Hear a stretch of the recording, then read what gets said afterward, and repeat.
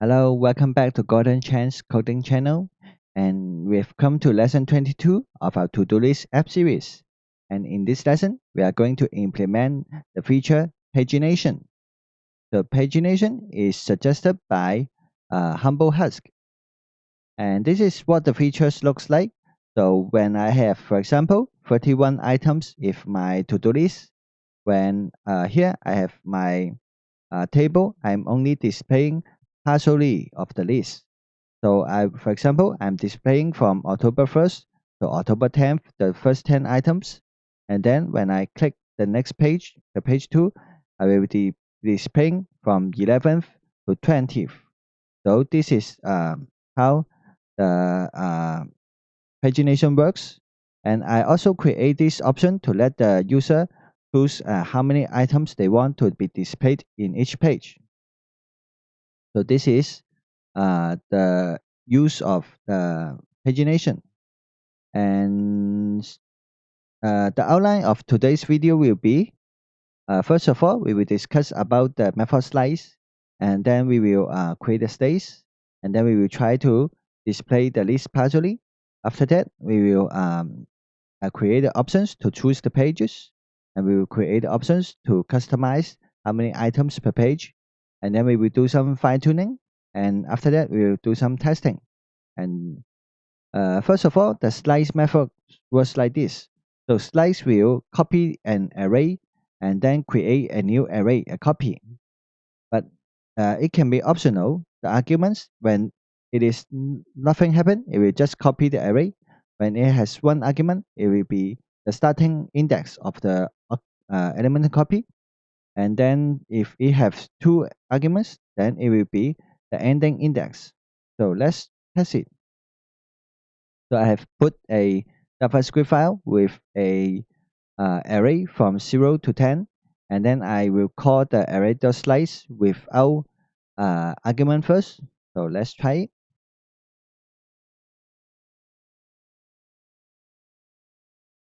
So if we just call the array.slice, the result will be a copy of the original array. But now if say we create a we add one argument to the slice method and we note it again. Now when we use one argument, it will be copying starting from the index 3 to the end. So the result will be from 3 to 10.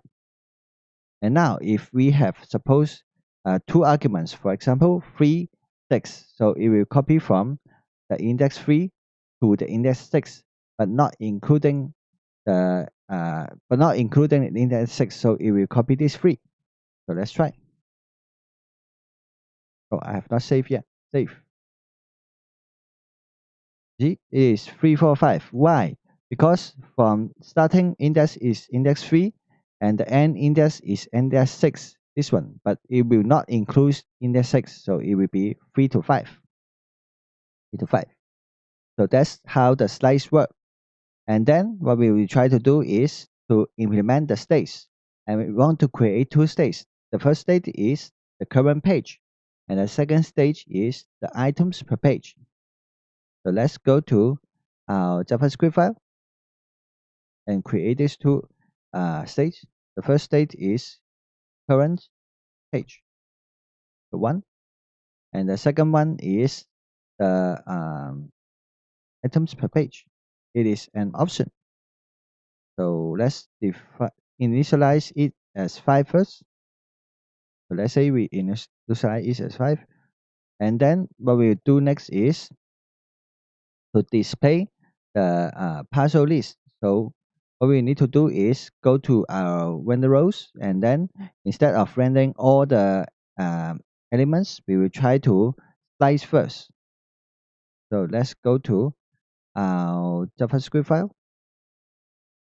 Then let's go to the render rows. So the render rows, it will accept an argument. This argument is called by the multiple filter. So in the multiple filter, we have implement the filter based on the solid button and also the category. So it will filter it and pass the result to render rows. So we need to here in the render rows, instead of rendering everything, we need to adjust it. So let's make this smaller. So this is the live server. So this is the local host, the live server one. And so let's go to change it now. So for example, now instead of the all array, I will use the slice first. A sliced array will be array.slice.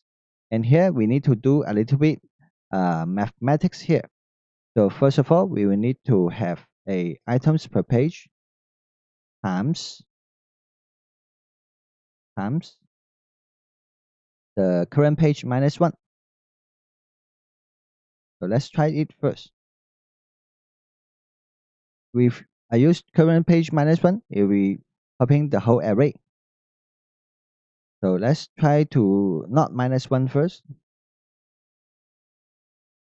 If I not minus 1, let's see. Items per page is 5, current page is 1. So we need to use the size array. So let's continue it. So we will use the 2 arguments. So from current page, items per page to items per page times current page. Now we will pass the slice array to execute the render row.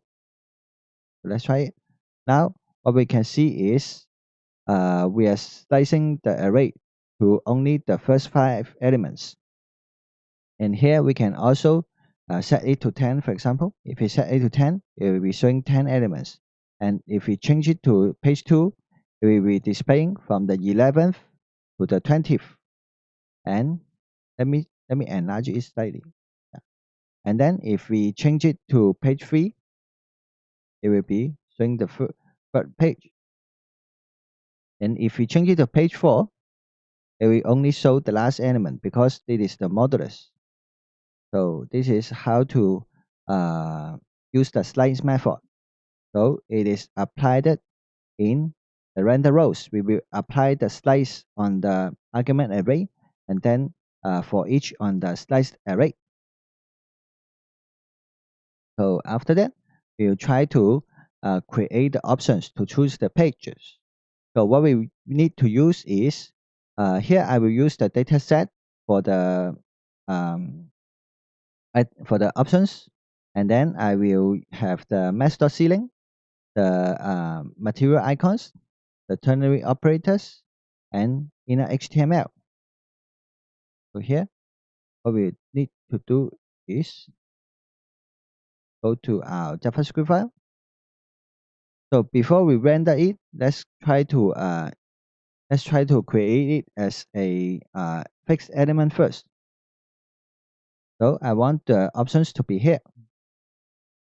So let's go to our table. Let's go to find the table, which is here, table. And now I need to add one more element here.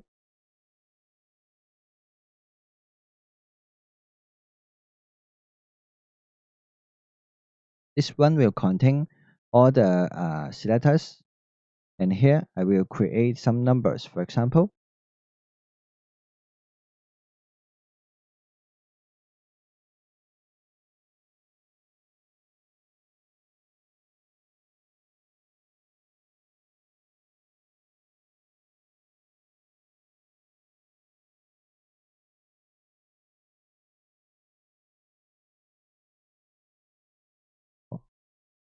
so I will create here.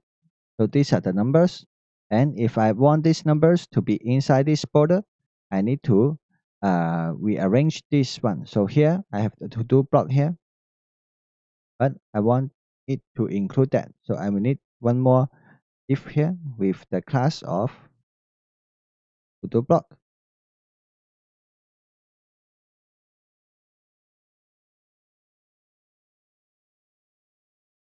So the table and now spans will be the child of this to-do block, and I won't need the to-do block on the table ID. So Shift Alternate F. Now let's see. Now these numbers are inside this block. And we can see that there is no gap here because the gap is the margin top of the table. So let's go to create a gap. So here, the table we have margin top, but now we need to apply it on the class called to do table block.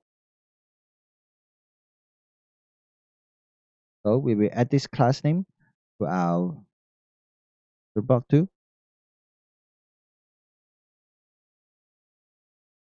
Yeah, now let me see. Yeah, I have not saved this yet. So when I save this one, it should have the gap again. And now I want these numbers to be on the right. So let's go to here. And this one, let's give it a class name. Let's give it a class name of pagination. Pages.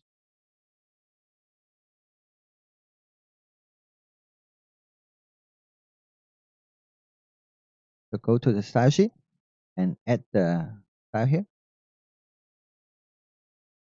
So I want is text align to be right. Now it goes to the right. And if I want them to be pasted, let's do it this way. The child of the pagination pages should have a margin right of let's say 0.5 root element font size. Yes, now they are spaced apart. And now we need to create a function so that when we click on it, it will change the pages, change the state in the JavaScript, the current page. And let's change the cursor to a pointer. So let's change it. So cursor, pointer. So when we when the pointer points to here, it becomes a finger. So indicates that this is a clickable button. That we can apply it on these two. So let's go to materials, icons, cursor, pointer. So we can apply this change on these two. Yeah. And here, after that, what we need to do is add an event listener to it. But we have different ways. The first way is to add the event listeners one by one. So they will be separate. But one of the better way is we can use event delegation. So we can apply the click event listener on the document.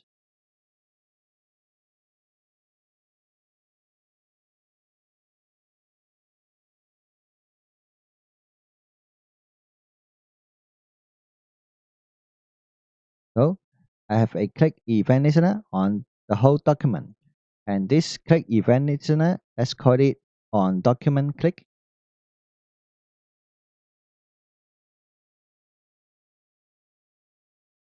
So I will need to, now everything is gone because I have not defined this function yet. So if we look into the console, we can see on console log, on document click not defined. So let's go to define this function. Let's go to define it at the end.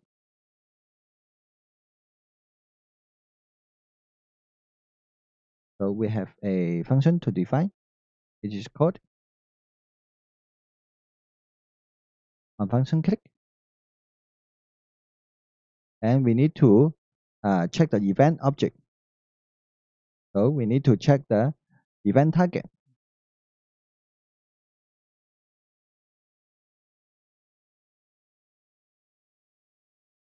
So let's console log the event target. For example, if I click on the title, I see the title. If I click on the TD element, I see the TD element. And now I want to click on this number and see these numbers. So these are the spans. But now I want to use the data set. So let's go to create a data set for these elements.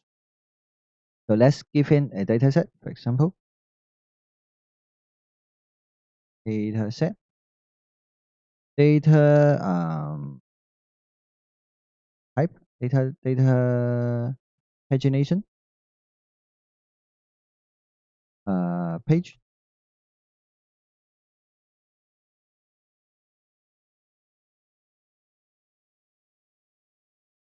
Okay. So this one will have a data pagination of page. Let's go to here and check the data set dot pagination. So let's go to here and check it.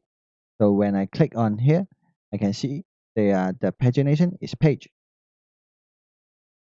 Let's call it page number.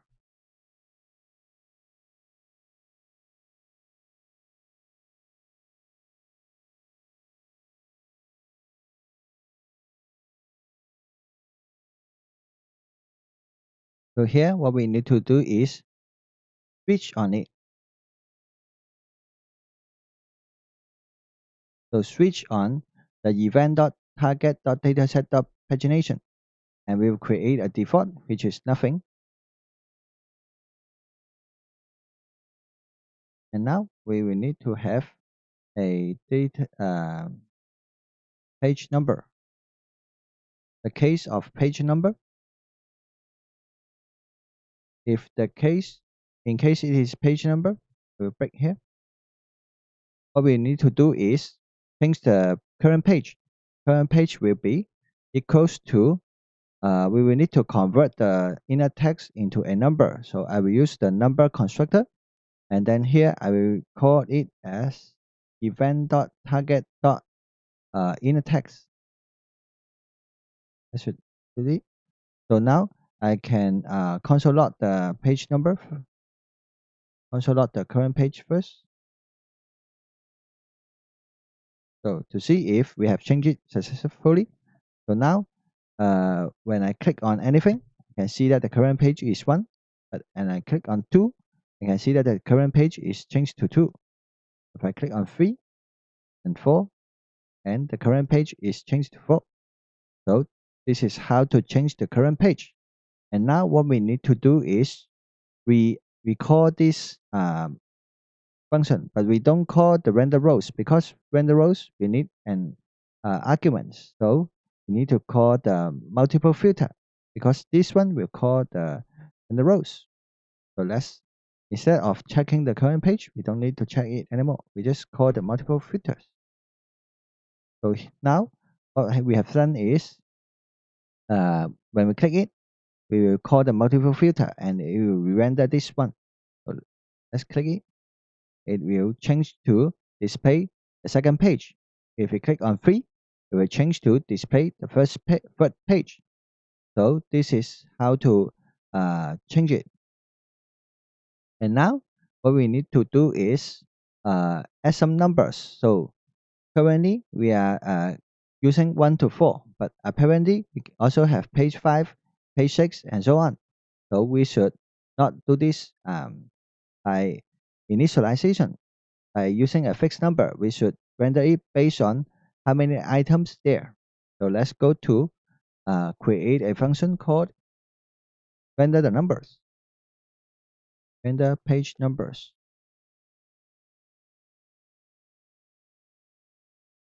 So for the render page numbers, you will need to use a function called Math.ceil. So this is a function.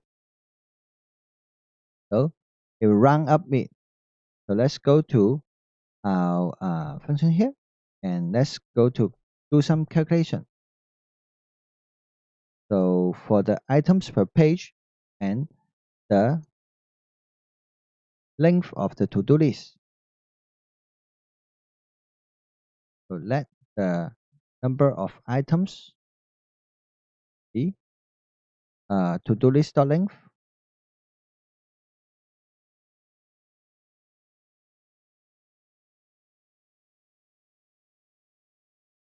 Let me see. It should not be to-do list.length because sometimes after we have filtered it, it is not it shouldn't be the to-do list.length. It should be something else. So for example, if I have filtered it to personal, we only have some of the items.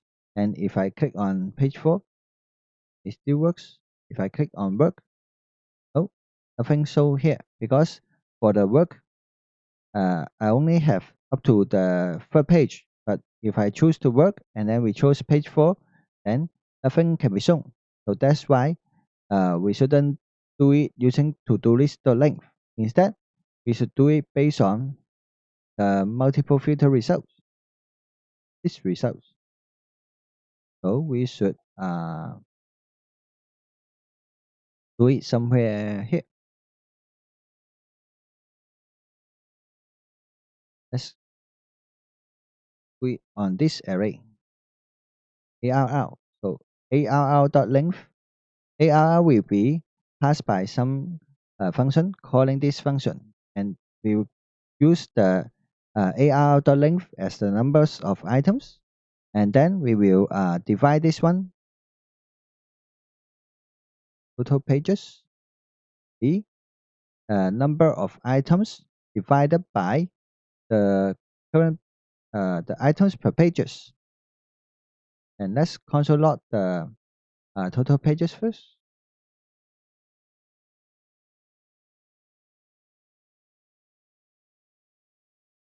So let's go to check our console.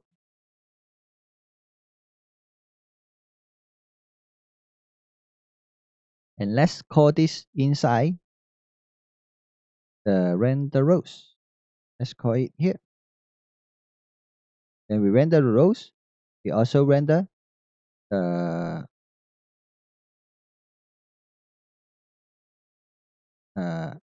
page numbers. So let's try it. So ARR.length is not a function. So ARR is here. It occurs at 625. So let's go to 625 here. ARR.length. So I shouldn't use the parentheses here because it is a property. So here we have successfully generate it based on, let me see. Oh, we are not generating this now. We are console logging it now. So what we can see is currently the total page is 6.2. And if I solid it, it will be 3.2. If I solid this, it will be 3. And now we need to round this up. So we need to use the math.ceil. Here, math.ceil. It will round this up. So let's try it again. So now it becomes 7. 6.2 will be rounded up to 7. If I filter by the personal, it will round up. 3.2 will be round up to 4. But if it is 3, it will still be 3. That's the math.ceil. And now we will use this to render this. So let's go to all right. Let's create the uh, buttons first. So what we miss is the left arrow and right arrow. So let's go to use the materials icon. So let's search with the arrow. And here we have a lot of choices for arrows. But what we need is something like this. This is for hardware, something like this. And we also have image and also navigation. So it is basically the same image, but it is better to use navigation. So this one, navigation.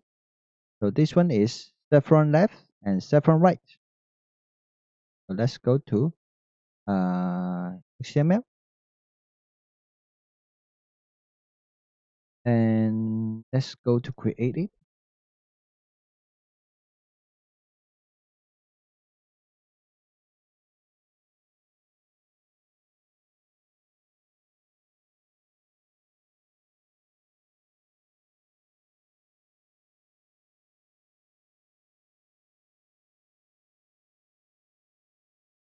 Uh, let's copy it here. So when we choose it and here export it, we can see what we need to import is the span with a class of material icons and the saffron left. So let's copy it here.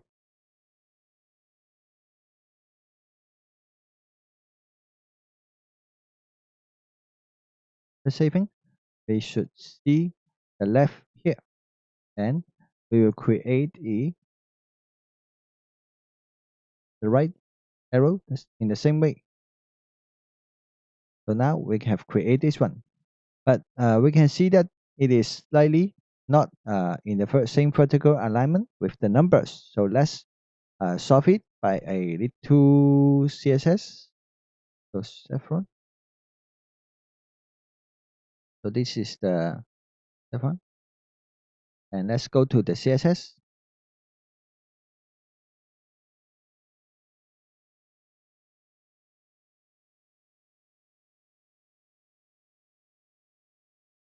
For the saffron, I will like them to have a margin of, of 0.5 root element. No, it's not working. So let's try to use the transform, translate it the y position by 0.5 elements size. Oh, it's too much. So let's transform it if 0.3 to 5, 0.3. So fine tune it until we find the right way. So here it is slightly better, but let's run some more. Now it looks perfect. So we are using the transform translate y and to translate this saffron to a better y position so that this one looks the same.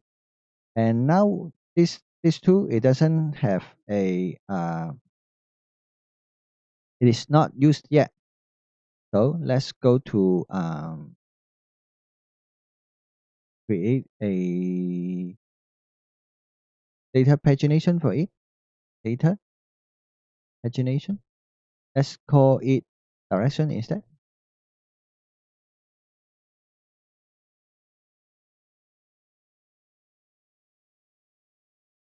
Let's call it left and right.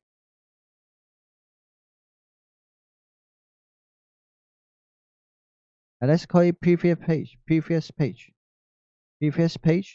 and the next page.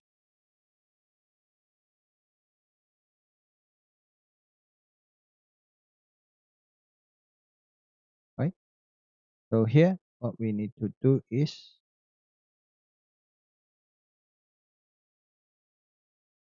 in the switch here, we can have some more cases.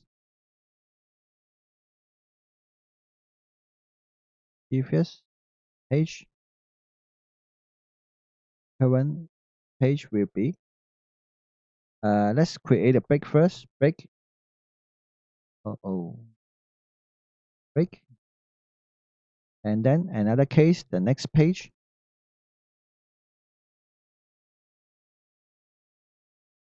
Break.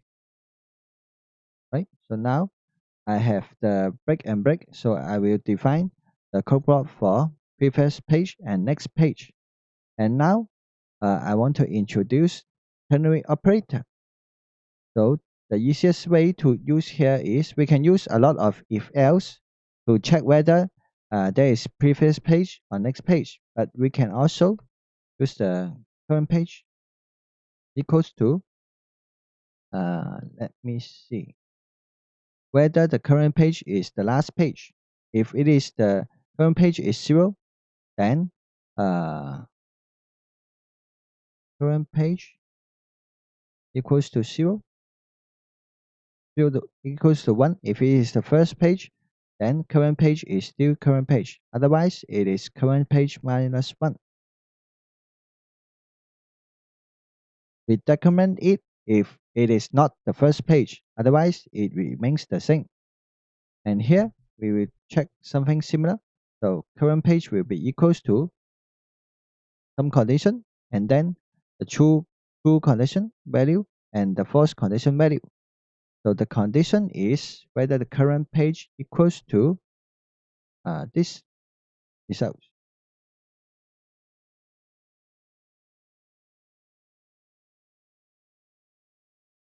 So I don't have the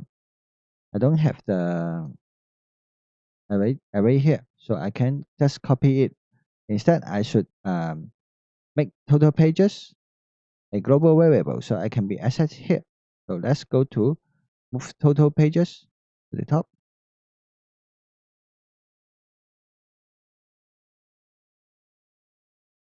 And here, one shouldn't have a let here. We will update, we will calculate this result and store it in a called total pages. And here we will check whether this is equals to the total pages. And whether total pages, how to decide it, depends on the filtered result. So here, it is true. When it is the last page, then it remains the same. Otherwise, it will be current pages plus 1.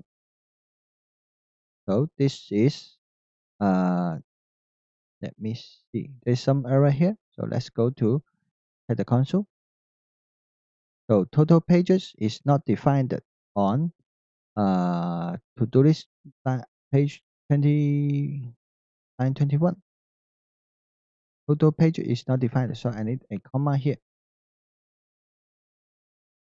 So here, when we click right chevron, let me see. Yes. See. Oh, it's not working. Let me see. Inspect console. So let's go to check here. Check whether this one is executing.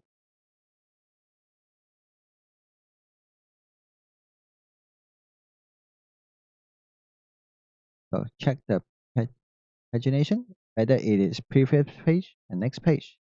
So when we click on this chevron, we see previous page.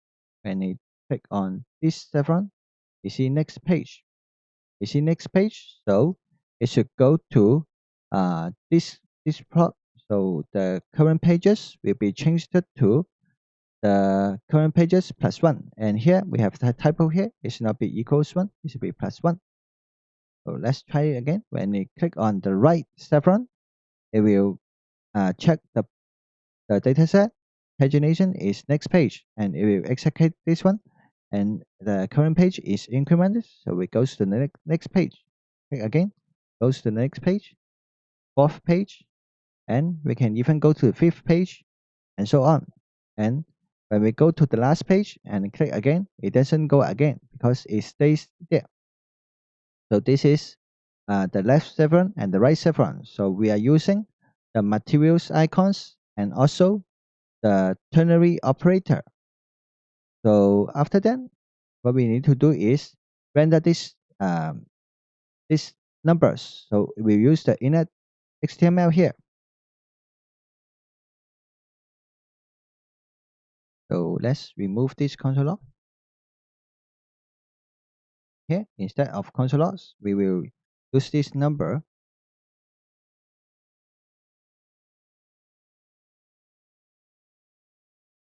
So here we will have, first of all, we will try to get this this div and this div. We have a class, but we don't have a ID. But let's get it with class now. For example, using the document.query selector.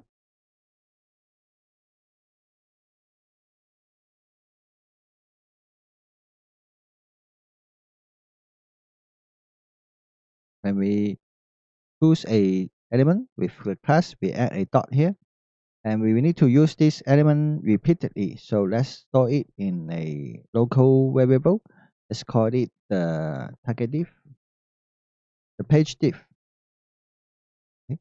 Page number div, page number div. And here we will have the page number div equal the inner HTML equals to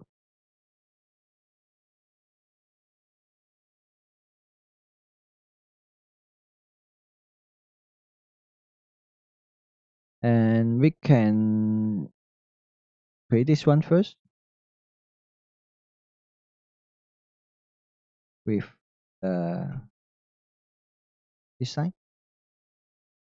So now because we have the JavaScript, so we can see that only the left chevron is left, and we can we are using the ternary operator here. So when we are showing this one on the first page, when I click on it, there is no effect.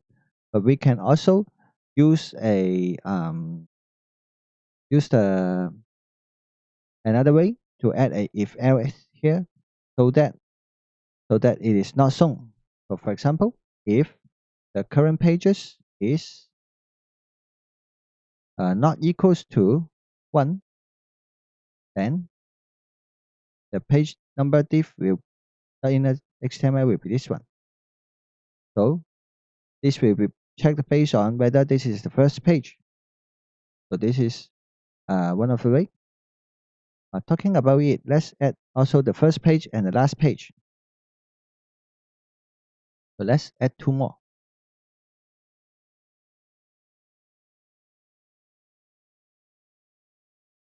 So this is the first page, first underscore page, and last underscore page. First underscore page and last underscore page. So here we have first underscore page and last underscore page too. And if we click on these two,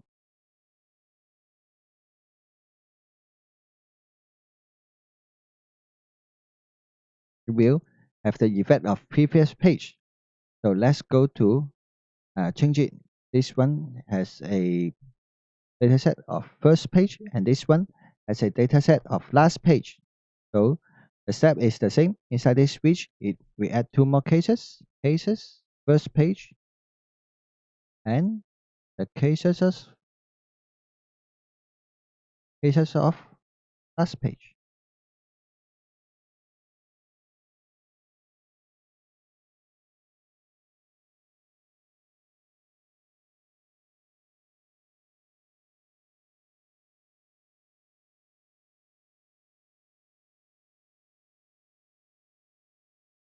So now let's try to here.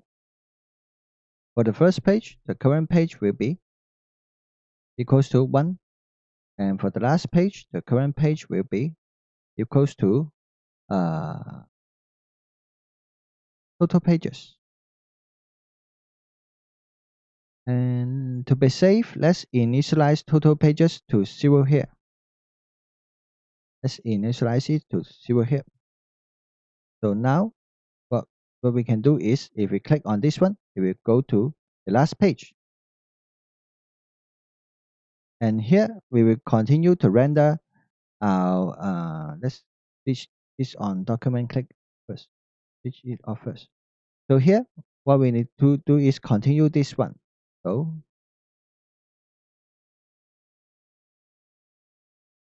if the page number, if total pages is larger than 0, then what we do is loop over the total number. So total pages for let I equals to 0, I is smaller than total pages, and increment by 1 by 1. So the page dot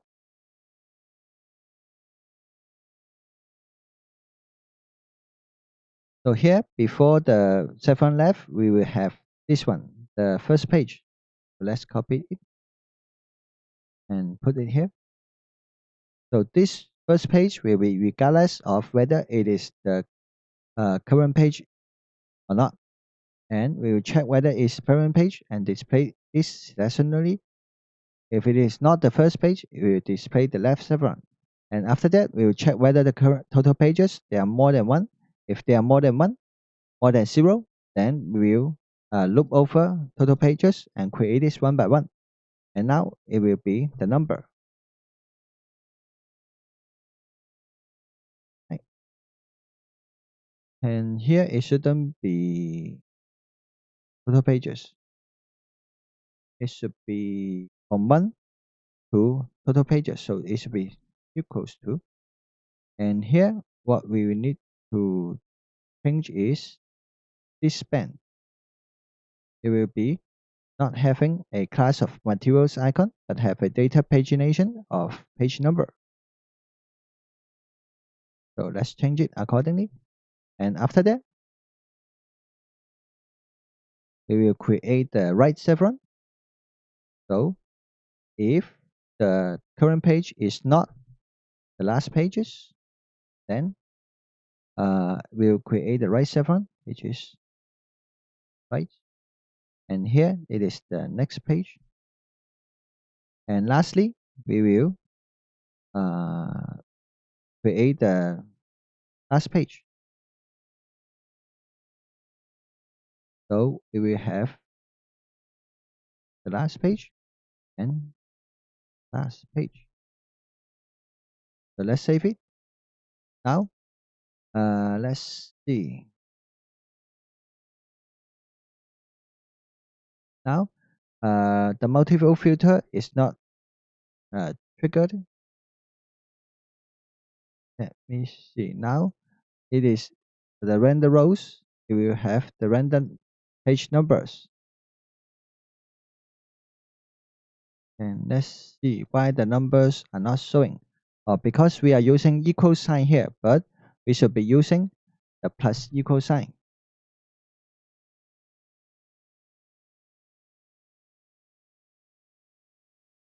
So for the first one, it will be equal sign because it will erase the previous numbers.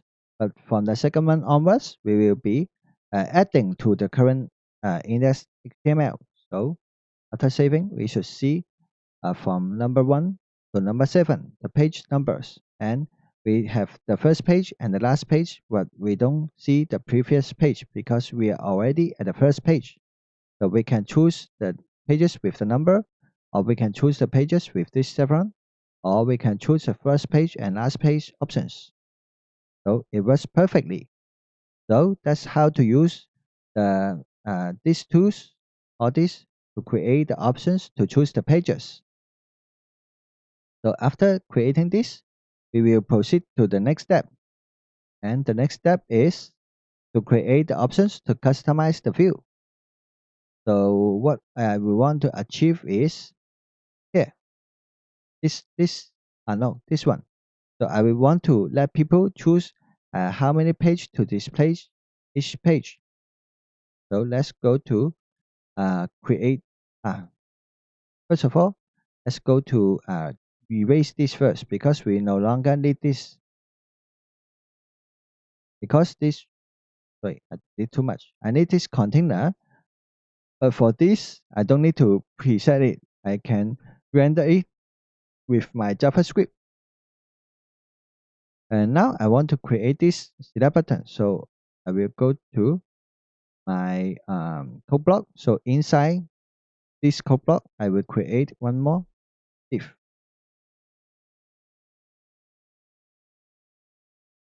And this div, I will have a description.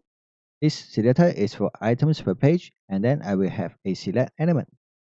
So I will have a span for the items per page, and I will have a select element,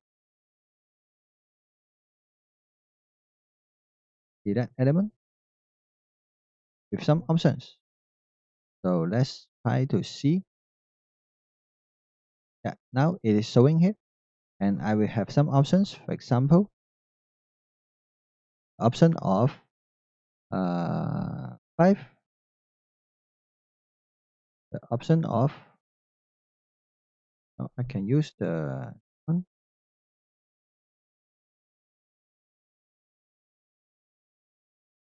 Okay, let's save it. Copy paste, copy paste. Let's pick, for example, 5, 10, 20. And actually, I don't need this value here because when I don't have this attribute, the inner text is the value. Let's save it. Now I have three options here, 5, 10, 20. And when I choose it, nothing changed because I have not added the event listener yet. And now let's move it right. I want it to be at the right. So let's go to add a class to it. Let's add a class called items per page. So let's go to the CSS file and go to define it. Define its position to be test align. Test align to be right. Now it goes to the right, and I want it to have a little space between the bottom. So let's add a margin bottom of 0.5 with element font size. Now it is slightly spaced apart, and it is perfect. And now I need to implement these changes here. So let's go to here. Let's go to the JavaScript file, and then okay, I'm done with this one. So let's go to at the beginning. Let's go to add event listener to this element. So this element is a new select element, which is let's add a ID to this element. ID is select the items per page selection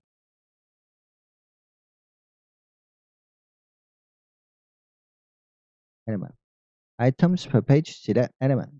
Copy. So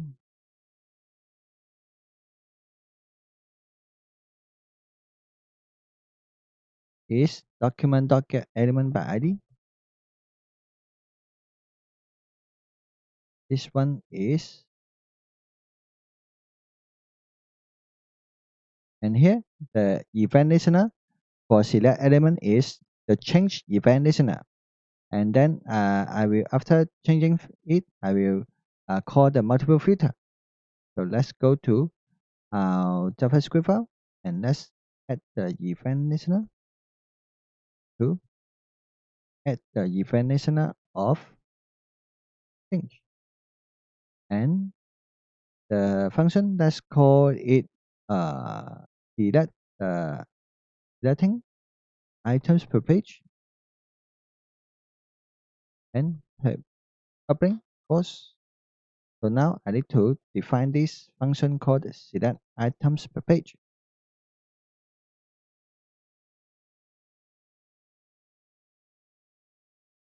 So function select items per page. Now I need to when the people choose it, I will check the event target. So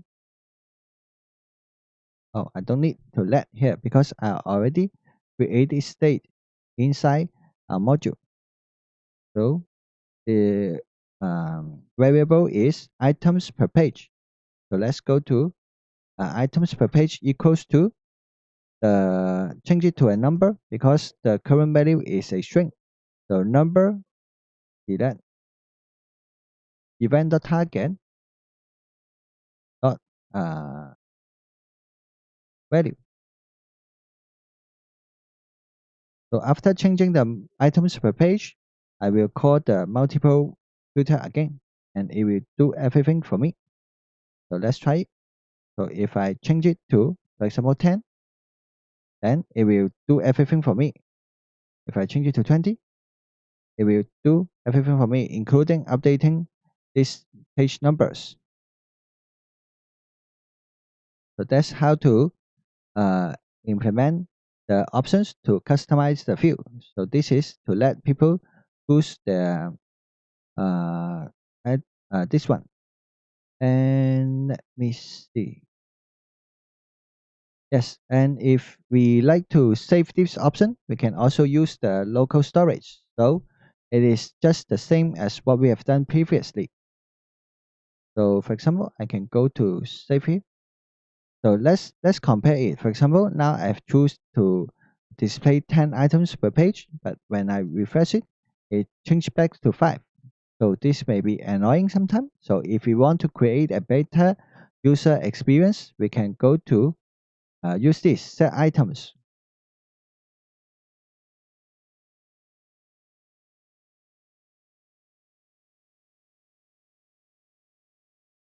So local storage dot set items to do items per page will be a current items per page. And when do we load it? We will be loading it when. So the syntax for loading is inside a load function. So it will be load it and then pass it to a number. So we will use this one.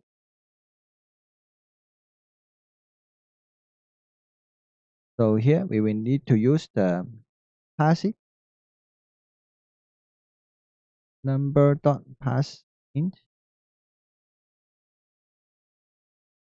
local storage dot get item. But this one we don't get the to-do list property, but instead we go to get the to-do dash items per page property. Get this one. And oh, copy too much.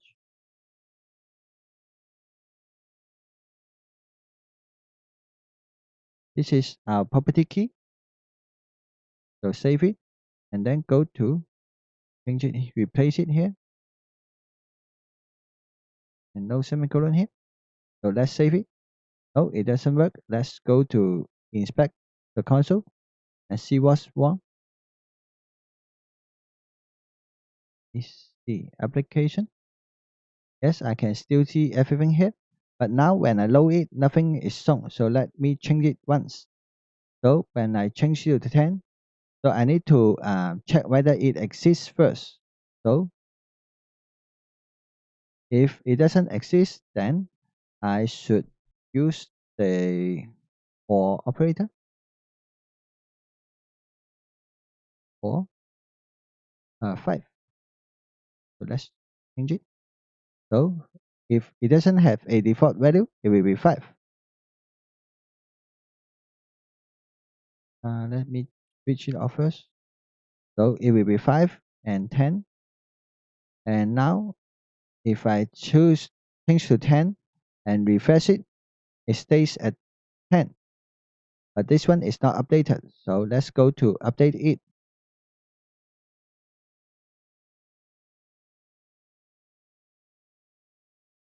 So let's go to here. It is the, let's go to here. Render rows. Let me see. Yeah, we should update this accordingly. So let's find a way to update it. So let's do it in load instead. So let's do it in load instead. So by default, it will be 5. Okay. Let's put stay it this way. And here, let's change it to. Let me see. The item's name is items per page select element dot value equals to the items per page.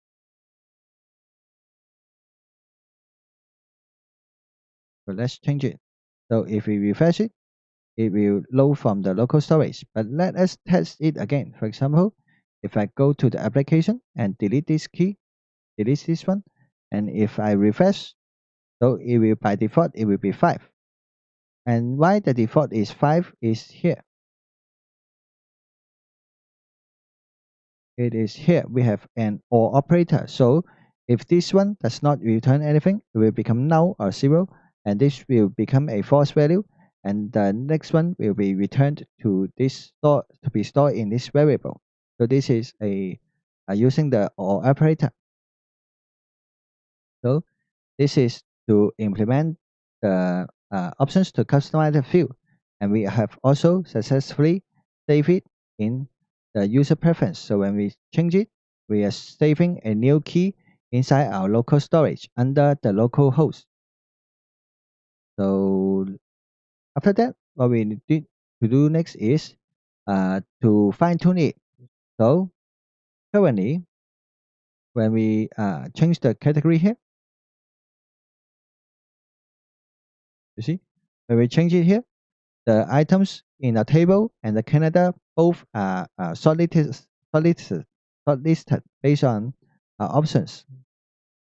But come to think of it, why do we need these pagination features? It's, it's not for inconvenience of us, but instead it's because when the list is too long, it will block the field. We need to scroll a lot to find our items. So that's why we want to implement the pagination. But for the Canada, it does not have this problem. We can show everything inside the same month. We already have the month to filter. So we should paginate only the table.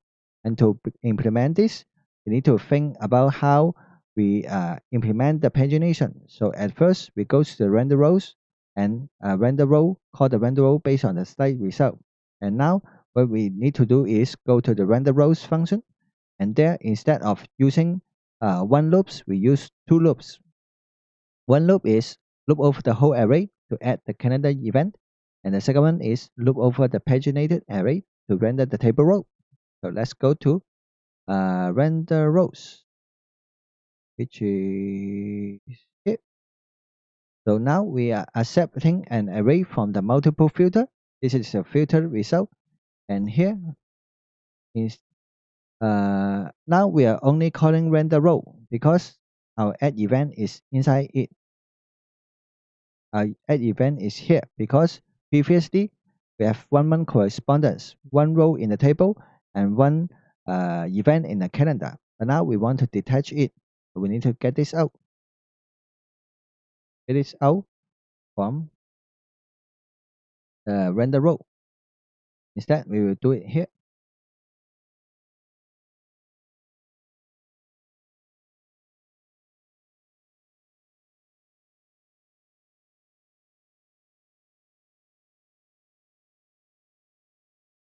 So we will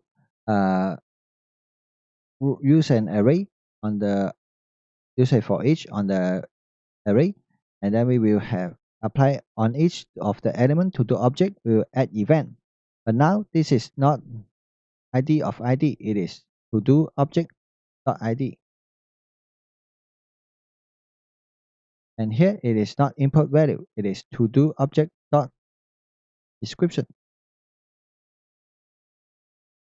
And to be safe, let's check it from our local storage. So for example, it is called the to do, and the date is date. So let's destructure it instead.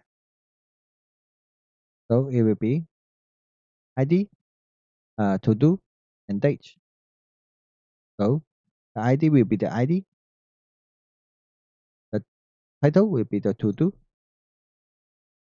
and the date will be the date. The start will be the date. So let's try it. Oh, there's some error. Let's see. Malformed arrow function parameter list 9145. So here we cannot use this one here. So let's change it back to do object. Oh, I see. I can use the parentheses first and then use the bracket. So here we can do it again. We can destructure it here. Yeah, we can use the parentheses first to means that this is the parameter of our argument function, and then we can use the destructure bring inside this parentheses. So destructure the element. So here we have the ID, the to do, and the date. So after destructuring, we are putting it into an object and use the add event calendar.add event to add to the calendar. So now what we can see is our table is paginated, but our calendar is showing every items. And the last part is let's do some testing. So we will test whether the filter category, the complete marking, and below it for a few times. So let's try it. For example, if I filter with personal, so I will only have the personal events in the calendar, and my pagination is shortlisted. So it will only show the personal events. And if I change it to work, then now when I change it to work, now you see a problem here because we doesn't have page 4. So we shouldn't let it change to work at page 4. We should, when we change it, we should change the current page to a previous, reset the current page. So when we call the multiple filter, then we call the multiple filter, let's change the current page back to 1.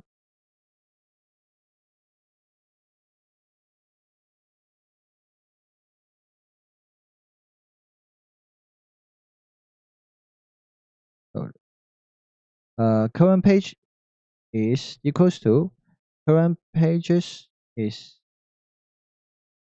oh wait, let's do it inside the render rows. If it is too large, then we will shorten it.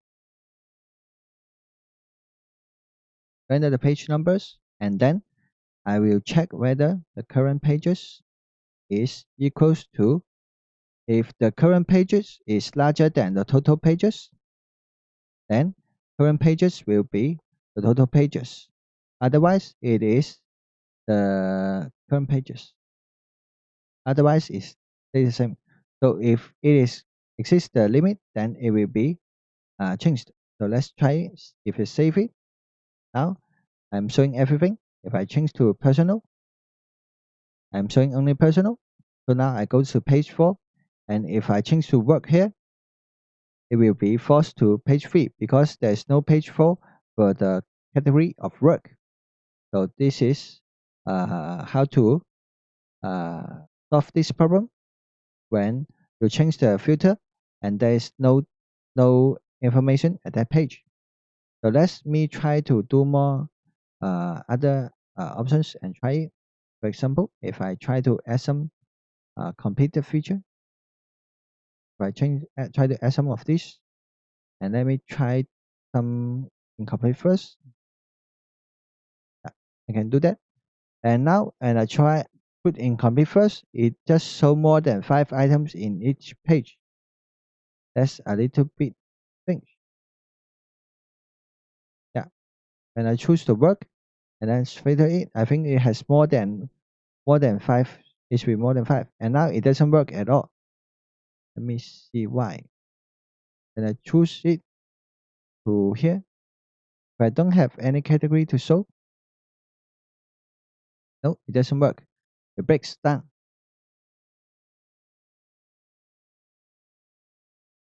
See, refresh it. When I refresh it, everything works. So I still have 7 pages, but some of the items is not listed. So if I choose incomplete first, then I can see I have the incomplete first is putting the everything else at the end. So that's why. So it will count this as 5 and count this as 5. So it is not, it is actually 10. So it will show the first 5 result which is not completed, and then it will show 5 results which is completed. So that's not what we want. So let's go to the multiple filter and fix this problem. So here, instead of calling the render rows separately, let's go to so here when the shortlist button is checked, I will call the render rows. filter incomplete array and the filter done array. But now let me do it in another way. So let me call it a result array. So we should have a result array of this one. So when I have so I don't call it here. So instead, I will result array will be dot push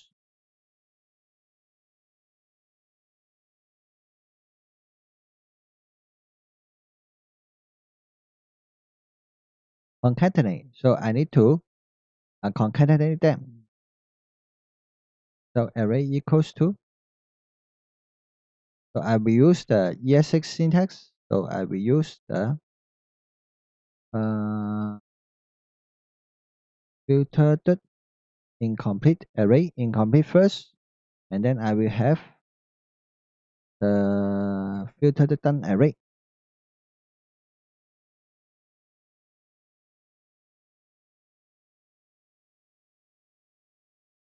And then I will call the render rows based on the result array.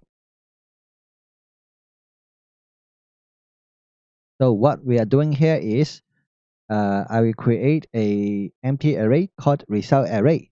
And then after that, I will, after filtering the two array, I will not call the render rows, but instead, I will concatenate them into one array using the spread parameter. After that, I will call render row only once. So this is for this part. So let's save it and try it. So now, for example, I don't have a category. So let me see. Yeah, if I don't have a category and I'm in the default option, and I choose incomplete first, no, I can't choose it at all. Let me save it again. And let me go to check the inspect the console and see if there's any error. So if I click it, refresh, if I click the incomplete first, then I can do it first, and if I go to the last page, I can see the incomplete the done items at the end of my paginated table. So this is for the case when this is the default version. But I need to update it again because I have two paths. When it is default version, it works in this way, and it is not the default version, it should work in this way too. So so actually we are doing something nearly the same. So instead of calling them here, I don't need it here. I need it inside the if it is protected. So here, I will let it be an empty array first, and I won't call it separately. But instead, I will do it here. So the result array will be concatenated of these two array, and I will call the render rows only once. So it will calculate the total number of pages correctly. So for example, now if I have choose personal, nothing happened. If I choose work, then I can see that. Let me see. If I choose work, if I choose the first page, next page, yeah. Now if I choose incomplete first, I can see all the incomplete item are at the beginning, and then the incomplete item, and on the last page it is the done items. So this is how to fix some issues, combine different features together. So we need to do some testing, and let's do some refresh. For example, if I save it to 10, and if I refresh it, yeah, it works. Yeah, yeah, it works. Perfect. Let me see. Wait. Okay, great. So this is how to do the pagination with the array slice. And what we have learned today is at least this. So we have learned the array method slice. We have used the Math.ceil function, and we have used the cursor pointer.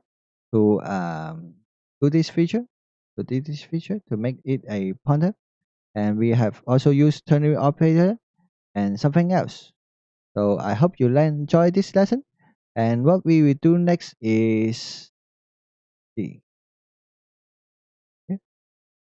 we have the pagination, and next we will do the event time, and then we will do the drop event. And this is different from the drag event. This is drop event. And after that, I will deploy the static website. And so after that, we will proceed to the backend. So look forward to seeing you in lesson 23. Thank you. Bye bye.